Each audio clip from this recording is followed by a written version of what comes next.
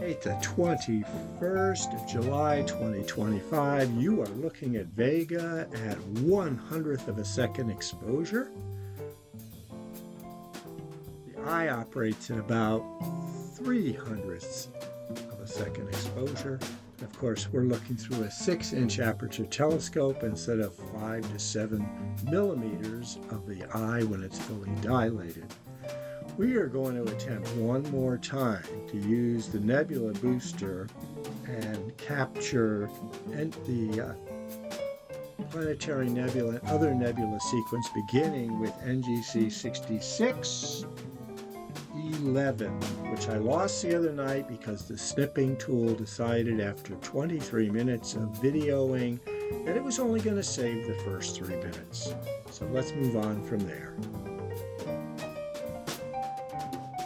Here we have a 5-second exposure time using ASI Live.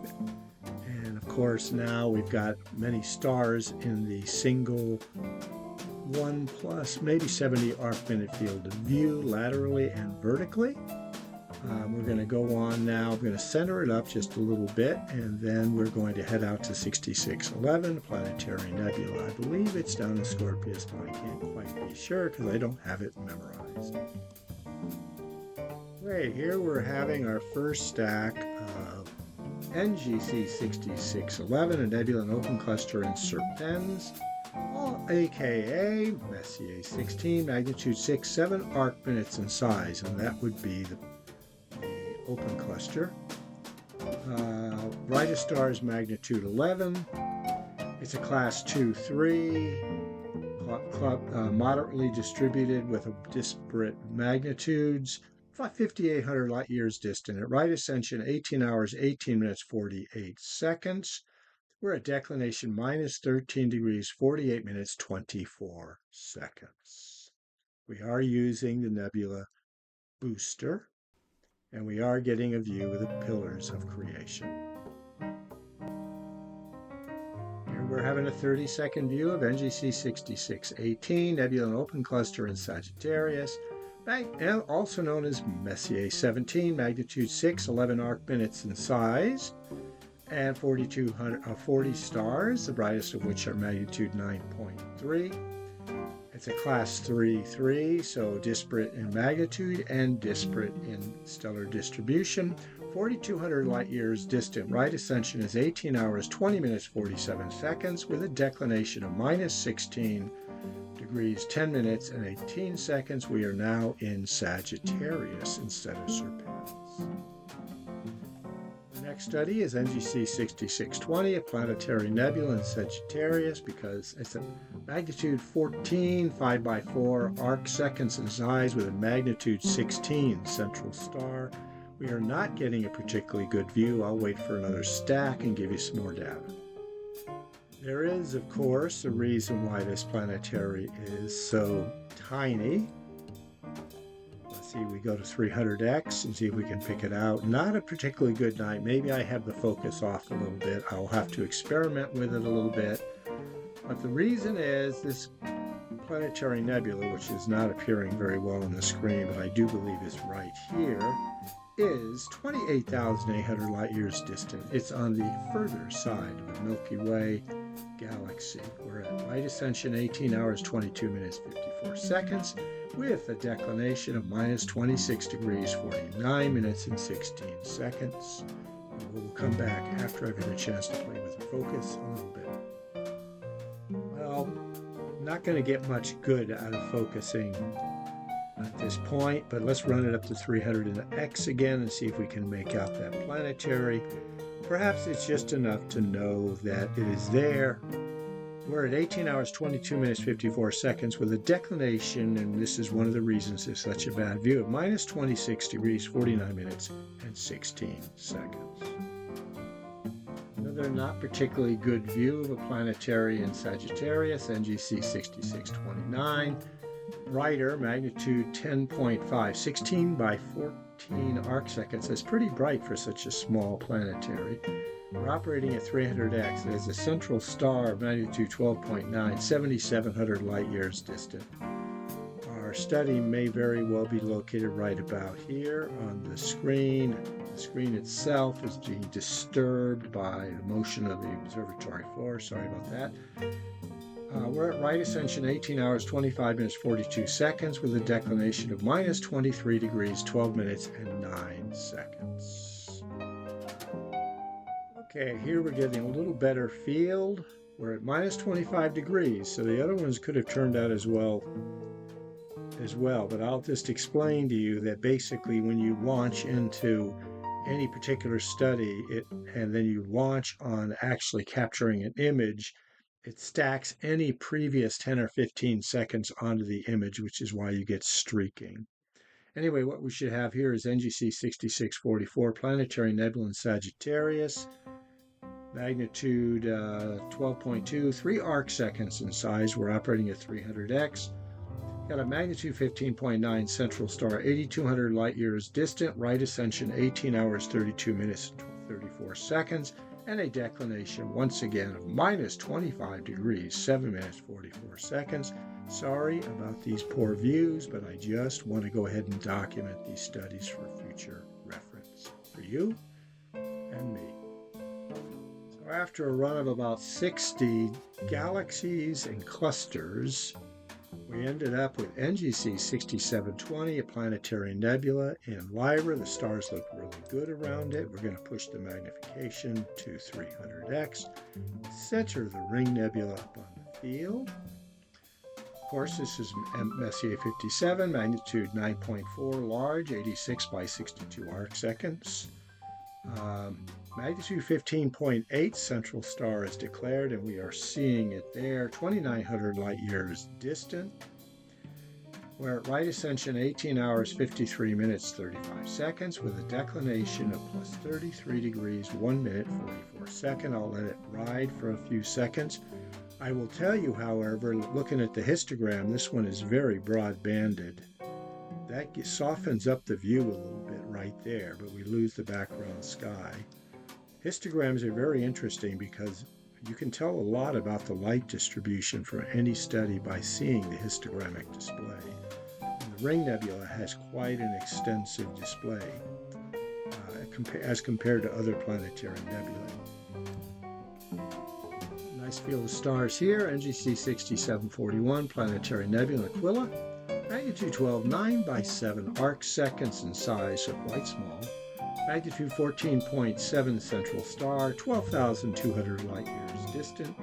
Right ascension is 19 hours, 2 minutes, 37 seconds, and it's right pretty close to the celestial equator at 0 degrees, 26 minutes, 57 seconds. Negative. Run her up just a little bit. See if we can pick it out. Probably this baby right here. One of our better views in planetary nebula this evening, NGC 6751 and Aquila, magnitude 12, 20 arc seconds in size with a magnitude 13 central star, 8,400 light years distant, pushing the magnification up to 300x and centering it in the field. We're at right ascension 19 hours, 5 minutes, 55 seconds with a declination of minus 5 degrees, 59 minutes, 31 seconds. Stars look pretty tight. We can push it up even higher in magnification. Let's go to something like 600x and call it our view. Okay, here's the 1 degree plus field of NGC 6765, planetary nebula at Lyra. Magnitude 12.9, 38 arc seconds in size with a magnitude 16 central star. Don't expect to see that with the nebula filter in place. 7,600 light years distant. Right ascension 19 hours, 11 minutes, 6 seconds, plus a declination of plus 30, 32, 44. Here is our 300x view. I'm not seeing any much distension in the stars, so this particular planetary nebula has some very strange peculiarities about it. Once again, NGC 66. 6765. Okay, it's rare to be able to index by one NGC number. This is NGC 66, Planetary Nebula in Cygnus. Also 6884, magnitude 12.6, small, 12, are 6 by 5 arc seconds in size, which means it takes up about 12 by 10 pixels on the screen at 100% zoom. And there is our 100% zoom. This has a magnitude 16.7 central star, 12,500 light years distant, right ascension 20 hours, 10 minutes, 23 seconds. The declination is pretty far north. We are getting some aperture block at plus 46 degrees, 27 minutes, and 39 seconds. Here we have a nice wide field view of NGC 6772, Planetary Nebula in Aquila. Zooming in to 100x, we see that it is magnitude 14 and large, 75 by 55 arc seconds. Should be about the size of the Ring Nebula. So apparently there's not as much that we're not seeing as much there as we might expect. Central star is magnitude 8.1, 4,100 light years distant. It's at a right ascension 19 hours, 14 minutes, 36 seconds, and a declination of minus 2 degrees, 42 minutes, and 24 seconds. We'll push this one a little bit further and see if there's any resolution of any kind of texture, and all we're seeing is some spiking around the outside. Here we have NGC 6778, Planetary Nebula in Aquila. Let's push it first to 150x. It's also known as NGC 6785, magnitude 13.3, 19 by 13 arc seconds in size. Central star is magnitude 14.8. We would ordinarily expect to resolve it at 30 seconds exposure time. The planetary is 10,300 light years distant, right ascension 19 hours, 18 minutes, 24 seconds. I'm pushing the magnification then a bit more. Going to our standard of 300x. We see it's kind of a double planetary, more like the dumbbell actually. And it's got a declination of minus 1 degrees, 35 minutes, 47 seconds. Currently, we're now at 12 minutes and 30 seconds in terms of image capture time. I'm going to push it to 15 minutes, cross my fingers, and hope we retain whatever we have captured up to that point. Okay, we're about to unveil NGC 6781, a rather spectacular planetary nebula in Aquila. Magnitude 11.8, 111 by 109 arc seconds in apparent size, has a magnitude 16.9 central star. Do not expect it to resolve it with a nebula filter. 2,300 light years distant. We're at right ascension 19 hours, 18 minutes, 28 seconds with a declination of plus 6 degrees, 32 minutes, and 19 seconds. This is the 1+ degree field. Let's first push it up to 50x and center it up. Has a certain lunar crescent quality to it, doesn't it? And now let's go to 300 and see what we can make out. And there we have it. Well, let's just go ahead and take a minute to observe this one as I search for our next study. And it didn't take long. Oh, yes, right. This is 6785, which was also 6778. Quite a few planetary nebulas in Aquila. The next one will be 6790. Right. There's another small, tight planetary nebula. This is a mere 2 arc seconds in size. I think it's quite apparent where it is on the screen. Pushing it to 300x. This planetary, once again, is an Aquila, magnitude 11.4, 2 arc seconds in size with a magnitude 16.1 central star. 4,900 light years distant at right ascension, 19 hours, 22 minutes, 56 seconds, and a declination of plus 1 degree, 30 minutes, and 48 seconds. Okay, we're now coming up on almost minute 15 in the snipping tool. What we're looking at here for this first segment, hopefully we will have all of it. NGC 6803, a planetary nebula in Aquila, magnitude 11, a mere 4 arc seconds in size, with a magnitude 14 central star, and there's a reason why it's so tiny. It is 17,200 light years distant. We're at right ascension 19 hours, 31 minutes, 16 seconds, and after I do my zoomy thing,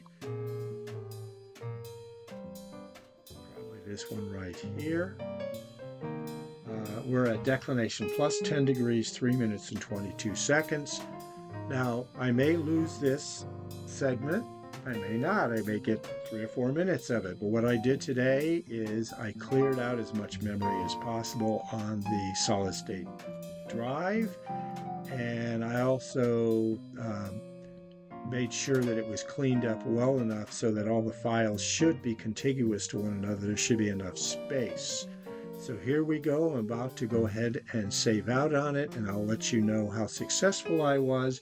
I believe we've covered more than a dozen planetary and other nebula in this first section of the evening with a sky that looks pretty clear and dark. So no complaints about sky conditions. It's now 10:23 p.m.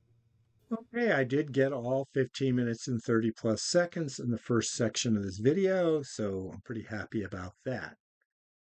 All right, so I'm going to go ahead now and capture our next study for the evening. 30-second passes this evening, quite extensive, and it's one of the reasons why we end up only getting a single stack and sometimes distended stars. So as this one goes through its process, we're going to NGC 6804, and I'm putting that in on my handset. After having already centered the study, you're going to see that I have to initialize the next capture, and then I have to go and wait 30 seconds or so before we actually get our view. We're at NGC 6804, a planetary nebula in Aquila, magnitude 12.4, largish, 63 by 50 arc seconds, with a 14.2 magnitude central star. All of this will be unveiled in the next 10 seconds, 5 to 10 seconds, 5,600 light years distant, with a right ascension of 19 hours, 31 minutes, 35 seconds, and a declination of plus 9 degrees, 13 minutes, 31 seconds. We have another very nice view here of this 1 arc-minute sized planetary nebula. And I have captured it before, and I do believe it was lost last time. So here is our 300x view. We got nice texture. We're seeing the magnitude 14.2 central star. And I do think this is one of the better views of the evening. We're getting a bit of distension on the stars and some pixelation at 300x, but I think it is well worth the effort. What we hope to see here, and it looks a little distended, I may allow a second pass, and there's a reason why we're going to do this, is NGC 6807, Planetary Nebula Aquila. It's magnitude 13.8, but a mere 2 arc seconds in size, with a 13.9 magnitude central star. I don't know how they ever saw this one with the instruments of the 1800s. This one is 40,900 light years distant. So even though this is Aquila, and we're at 19 hours, 34 minutes, 33 seconds with a declination of plus 5 degrees, 41 minutes and 3 seconds, it may very well be on the far side of our Milky Way galaxy. So let's run her up a little bit. Sorry about the doubling of the stars. I am going to pause for a second and let the next stack occur. Here we go with that 1 degree plus field and a 300x view. We're searching for that. Ah, yes. You can tell by the color, this is probably our planetary nebula, a mere 2 arc seconds in size. Magnitude 13.9, and it's the central star, and only 1/10 of a magnitude brighter is the planetary itself. Wow. And once again, 40,900 light years distant, the most distant planetary I have in my memory. This will be our last northerly planetary of the evening. Clouds are rolling in overhead. What we're we're looking at here is NGC 6813. It's not a planetary, it's actually a nebula of the emissive type, mere 3 arc minutes in size. I wish we didn't have the distension. We will allow it to go through another pass. And then if we have any luck and these clouds do not beat me to the punch, we'll have a look at some of the nebulosities down further south where the clouds are yet to roll in. This nebula, once again, is 3 arc minutes in size. It is an emissive type. It's got a rather broad band on its emissions. I'm really going to extend it out just to see what it looks like. And it disappears entirely. But it does extend down quite a ways with its luminosity. We should get a couple more passes. And it's at right ascension 19 hours 40 minutes 22 seconds, so the declination of plus 28 degrees 18 minutes 33 seconds. I'd like to end with something inspiring to go out on, so let's go ahead and see if we've got something down further south before the clouds encroach and I knock off for the evening. Okay, let's start with Messier 8. I believe it's the Lagoon Nebula. It's in Sagittarius. It's magnitude 5.0, 45 by 30 arc minutes in size, 5,200 light years distant. Right ascension 18 hours 3 minutes 41 seconds with a declination of minus 24 degrees, 22 minutes and 49 seconds. I'm going to push on to our next study that should be available to us. It's a nebula type using the nebula filter. We're going to go to Messier 16. We've already seen it once. Let's see it again and see if there's been any improvement or disimprovement in sky conditions. Here we have Messier 16 with the stars not looking particularly good. I'll go ahead and reinitialize it. 150x view of the Eagle Nebula, Messier 16, in Serpens, magnitude 6.0, 30 by 40 arc minutes in size, 7,000 light years distant, with a right ascension of 18 hours 18 minutes 48 seconds and a declination of minus 13 degrees 47 minutes. A little bit of distortion in the stars, but here we see Messier 17 Swan or Omega Nebula, and Sagittarius, magnitude 6.0, 30 by 30 arc minutes, moon-sized, 5,000 light years distant, right ascension 18 hours 20 minutes 48 seconds, with a southerly declination of minus 16 degrees 11 minutes. Go ahead and continue to quest for nebulae, and here we go with Messier 20. Right now we got the Trifid Nebula, Messier 20 in Sagittarius, magnitude 6.3, almost as large as the previous one, 28 arc minutes, 5,200 light years distant, with a right ascension of 18 hours 2 minutes 42 seconds and a declination of minus 22 degrees 58 minutes 19 seconds. Ordinarily I would carpe noctem out. Clouds are beginning to encroach even to the south, but I want to take a look at Messier 24 and see how much of it we can fit in the field. It is one of the most distant star fields looking through a hole in nebulosity towards the middle of the galaxy. So let's go take a look at that one. But I'm going to allow this one to make one more. There, I think we've got a better view of the stars of Messier 20, the Trifid Nebula, and that truly is a double star right at its core. On to Messier 24 for our final view of not a nebula, but of an extended star field, not a cluster, because we'll be looking through a hole in nebulosity, dark nebulosity, towards within 5,000 light years or so of the core of our Milky Way galaxy. Here's our view of the star field, Messier 24 open cluster in Sagittarius, magnitude 3.1, collectively 95 by 35 arc minutes in size, 10,000 light years distant. Right ascension 18 hours 17 minutes 18 seconds, declination of minus 18 degrees 40 minutes. Now I'm not going to knock off because I've noticed the clouds are beginning to pass overhead Let me go ahead and see if there's something we can view, either the crescent nebula or the dumbbell, before we declare Carpe Noctem. Okay, here we have a fairly decent view, but once again, reminding you we're operating at 30-second exposure time.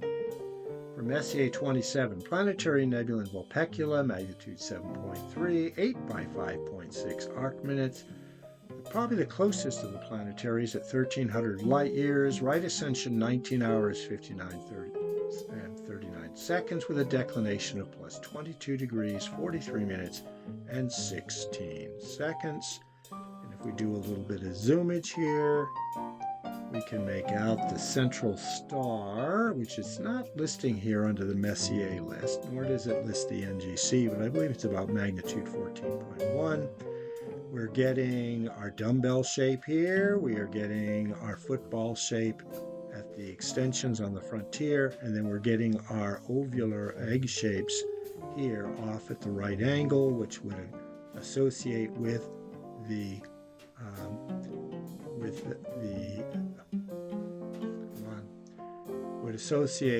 the equator of the star itself in rotation.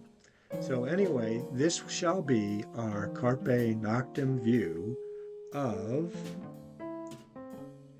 July 21st, 2025. It is now 10:46 p.m. I'm waiting for the last 10 seconds of the next stack of Messier 27, the dumbbell planetary. And there we have our next pass, Carpe